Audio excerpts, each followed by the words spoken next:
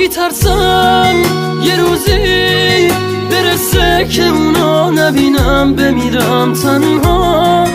خدایا کمک کن، نمیخوام بدونه دارم جون میکنم اینجا.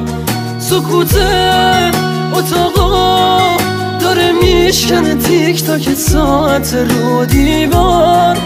دوباره نمیخواد بشه باور من که دیگه نمیاد